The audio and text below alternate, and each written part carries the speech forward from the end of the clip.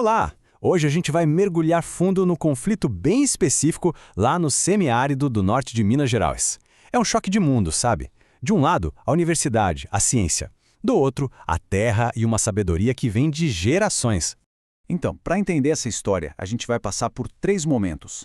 Primeiro, a gente olha para essa torre de marfim da ciência acadêmica. Depois, vamos direto para o laboratório vivo da Caatinga. E por fim, a gente vai ver o que acontece quando se tenta construir uma ponte entre esses dois mundos. Bom, vamos começar então. Nossa história parte de dentro dos muros da universidade, um lugar onde os números, os dados, estão pintando um cenário bem preocupante para o futuro. A gente está falando da Unimontes, a Universidade Estadual de Montes Claros. São mais de 11 mil alunos, é de fato um grande centro de conhecimento ali na região e é de lá de dentro que estão saindo dados, pesquisas que alertam para uma coisa muito séria, a desertificação e o risco de um colapso ambiental. Só que aí vem o grande problema. Existe essa sensação, essa frustração. Os pesquisadores veem os dados, eles preveem o colapso, mas parece que estão gritando no vácuo.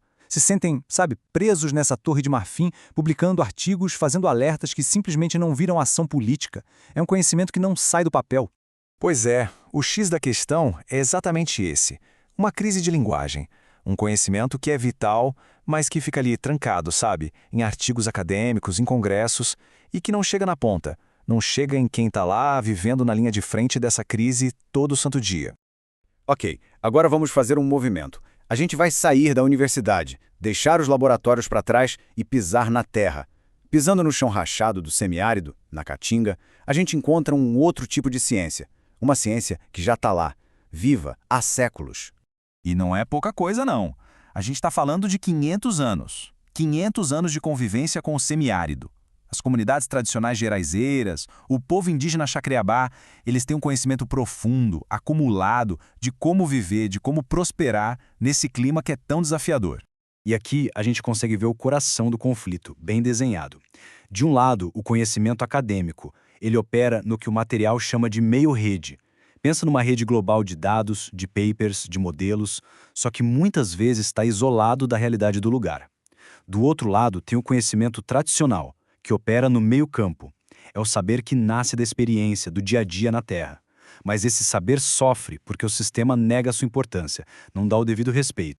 E aí surge uma pergunta que é fundamental. O que a gente chama de tecnologia? Porque um aplicativo de celular é visto como pura inovação, mas o conhecimento sobre qual planta cura, qual planta alimenta no meio de uma seca, isso é tratado como folclore. Parando para pensar, qual dessas tecnologias é mais essencial para a sobrevivência?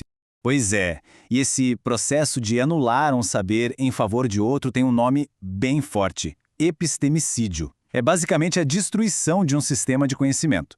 É quando um saber se impõe sobre o outro e rebaixa ele a coisa do passado, a folclore, ou, o que é ainda pior, a uma mercadoria, algo para ser explorado e vendido. Ok, então a gente tem esses dois mundos, tão próximos e, ao mesmo tempo, tão distantes. E no meio disso, um desastre ambiental batendo na porta. É nesse cenário que surge uma ideia, uma proposta. E se a gente construísse uma ponte para ligar esses dois lados? E essa metáfora aqui é simplesmente perfeita para a gente entender a ideia. Pensa assim, a universidade, lá no norte de Minas, é como uma grande cisterna cheia de ideias, de dados. Mas, se essa cisterna não estiver conectada no telhado das comunidades tradicionais para captar a água da chuva, que é a sabedoria prática, ela vai secar sozinha. Enquanto isso, o povo vai morrer de sede de conhecimento. Um precisa do outro, não tem jeito. Então, a solução proposta é uma mudança de atitude, uma mudança de rota mesmo. O primeiro passo é o pesquisador sair do meio-rede, sair da bolha dos laboratórios e dos artigos. O segundo passo, ele entra no meio-campo, vai para o território, pisa na terra. E o terceiro, e mais importante, o conhecimento passa a ser produzido junto com a comunidade. Deixa de ser um estudo sobre eles e passa a ser uma criação com eles, tratando todo mundo como especialista.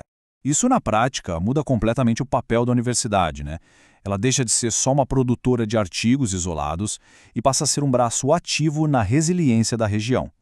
O trabalho dela passa a ser conectar os dados com a experiência de quem vive lá, validar e dar voz ao saber tradicional e, claro, usar toda essa força para questionar os modelos de desenvolvimento que não se sustentam.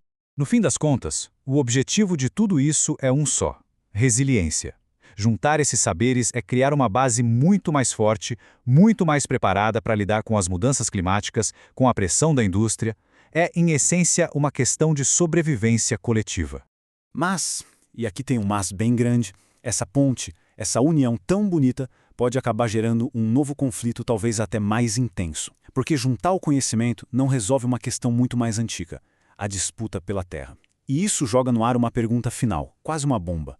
Como é que a Terra, como é que a natureza vai reagir quando o meio-campo e o meio-rede não só se encontrarem, mas baterem de frente, violentamente, pela posse do Sol?